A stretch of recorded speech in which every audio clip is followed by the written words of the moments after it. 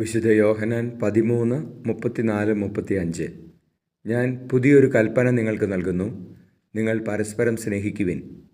ഞാൻ നിങ്ങളെ സ്നേഹിച്ചതുപോലെ നിങ്ങളും പരസ്പരം സ്നേഹിക്കുവിൻ. നിങ്ങൾക്ക് പരസ്പരം സ്നേഹമുണ്ടെങ്കിൽ നിങ്ങൾ എൻ്റെ ശിഷ്യന്മാരാണെന്ന് അതുമൂലം എല്ലാവരും അറിയും. പരിശുദ്ധ പരമദിവ്യകാരുണ്യ ഈശോയ്ക്ക് നേരവും ആരാധനയും സ്തുതിയും പുകഴ്ചയും ഉണ്ടായിരിക്കട്ടെ. ഈശോയെ നന്ദി പറഞ്ഞ് സ്തുതിക്കുന്നു. അങ്ങയുടെ സ്നേഹ സാന്നിധ്യത്തെ ഓർത്ത് ഞങ്ങളങ്ങെ ആരാധിക്കുന്നു.